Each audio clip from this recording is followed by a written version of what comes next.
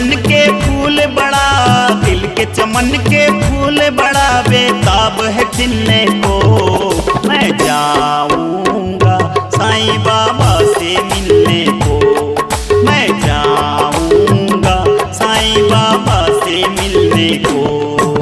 दिल के चमन के फूल बड़ा, दिल के चमन के फूल बड़ा बेताब है खिलने को।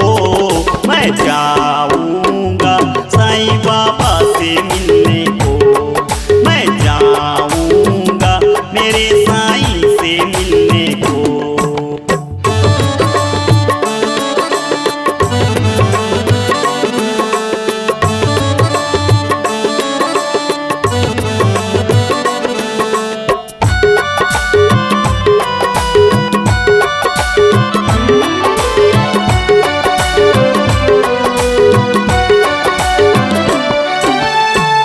रात मेरे सपनों में साईं नाथ जी आए थे, साईं नाथ जी आए थे।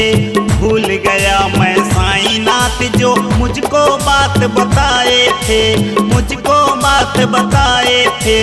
याद करूं तो याद ना आए, याद करूं तो याद ना आए रात के सपने को। मैं जाऊंगा साईं बाबा से मिलने को, मैं जाऊंगा मेरे साईं से मिलने को।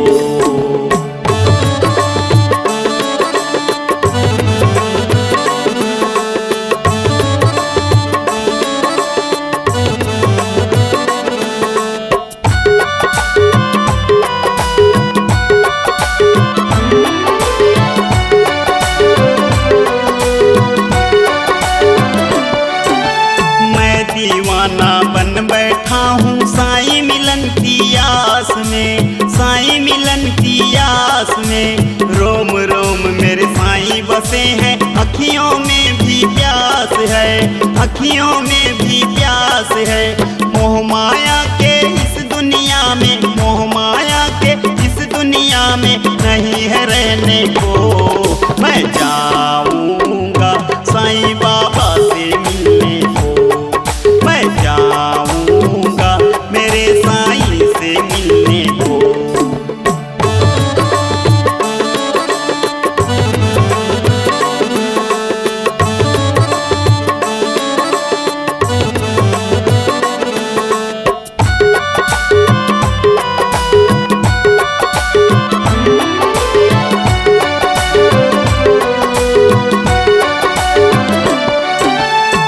कर तू अभिमान रे बंदे, झूठी है तेरी शान रे, झूठी है तेरी शान रे। अपनों को जो लूट लिया तू, क्या होगी तेरी मान रे, क्या होगी तेरी मान रे। कभी किसी का दिल न दुखाना, कभी किसी का दिल न दुखाना, आए हो मिटने को। मैं जाऊंगा साईं बाबा से मिलने को, मैं जाऊंगा मेरे साईं से मिलने को। दिल के चमन के फूल बड़ा, दिल के चमन के फूल बड़ा बेताब है खिलने को। मैं जाऊं